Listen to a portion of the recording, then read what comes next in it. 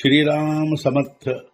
वक्रतुंड महाकाय सूर्यकोटि समप्रभ निर्विघ्नं कुरु मे देव सर्वकार्येषु सर्वदा। गुरुर्ब्रह्मा गुरुर्विष्णुः गुरुर्देवो महेश्वरः गुरुः साक्षात् परब्रह्म तस्मै श्री गुरवे नमः। विदेहापरि चालवूनी प्रपंच मुमुक्षु जनालागी अध्यात्म चर्चा करोनी बहुलोकजे मेळवीती। नमस्कार त्या ब्रह्म चैतन्य मूर्ती अलंकापुरी पुण्यभूमी पवित्र तिथे नांदतो ज्ञान राजा सुपात्र तया आठवीता महापुण्य राशी। नमस्कार माझा सद्गुरु श्री ज्ञानेश्वराशी। सद्गुरुनाथ महाराज की जय। जय जय रघुवीर समर्थ। श्रीराम समर्थ। जय जय रामकृष्ण हरी। श्री ज्ञानेश्वरी अध्याय 5 कर्म संन्यास योग संपुಟ 11। ते बुद्धी धुरे करूनी कर्म करीती चित्त देऊनी परीते नैष्कर्म्या पासुनी ಮುಕ್ತ ದಿಸತಿ।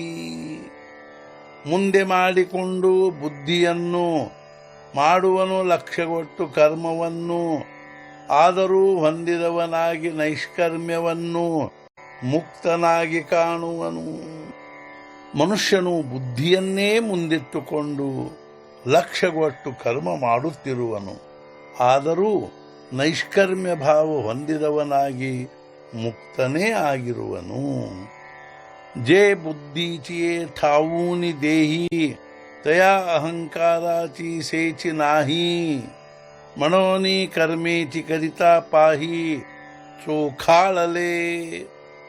ಬುದ್ಧಿಯಿಂದ ದೇಹದವರೆಗೆ ಅಹಂಕಾರದ ಲೇಷವಿಲ್ಲ ಅವನೊಳಗೆ, ಆದ್ದರಿಂದ ಇಂಥ ಕರ್ಮ ಆಚರಿಸುತ್ತಿರುವಾಗ್ಗೆ ಶುದ್ಧವೇ ಆಗಿರುವುದು ಅವನಲ್ಲಿ। ಅವನ ಬುದ್ಧಿಯಿಂದ ದೇಹದವರೆಗೆ ಅಹಂಕಾರದ ಲೇಷವಿರುವುದಿಲ್ಲ, ಆದ್ದರಿಂದ ಇಂಥ ಕರ್ಮ ಆಚರಿಸುತ್ತಿರುವಾಗ ಅವನು ಶುದ್ಧವೇ ಆಗಿರುವನು। ಅಗಾಕರಿತೇ ನವೀನ ಕರ್ಮ ಹೇಚಿತೆ ನಿಷ್ಕರ್ಮ ಹೇ ಜಾಣತಿ ಸವರ್ಮ ಗುರುಗಮ್ಯಜೇ। ಕರ್ತೃತ್ವ ಭಾವವಿಲ್ಲದ ಕರ್ಮ ಅದೇ ಆಗಿರುವುದು ನಿಷ್ಕರ್ಮ, ತಿಳಿದಿರುವರು ಇದರ ಮರ್ಮ ಗುರುಗಳಿಂದಲೇ। ಕರ್ತೃತ್ವ ಭಾವವಿಲ್ಲದ ಕರ್ಮವೇ ನಿಷ್ಕರ್ಮವಾಗಿರುವುದು, ಇದರ ಮರ್ಮವನ್ನು ಗುರುಗಳಿಂದಲೇ ತಿಳಿದಿರುವರು। आता शांतरसाचे भरिते सांडित आहे पात्राते, जे बोलणे बोला परवते ಬೋಲವಲೆ।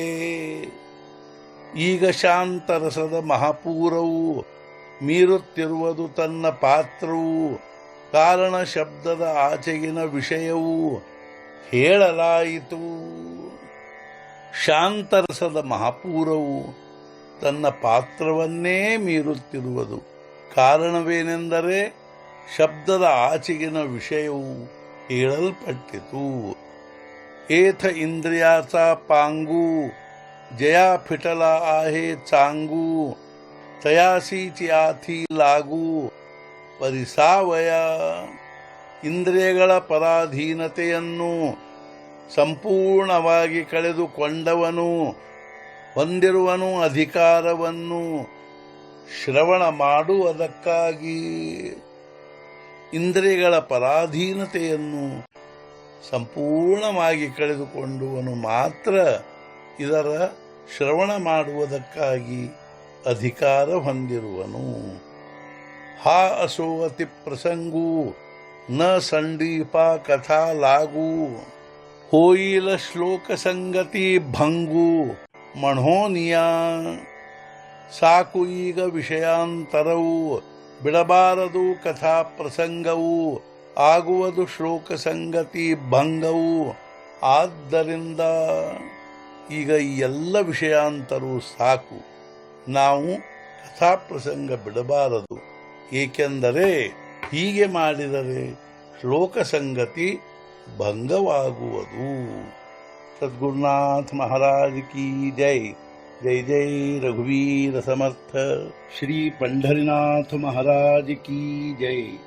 जय जय रघुवीर समर्थ.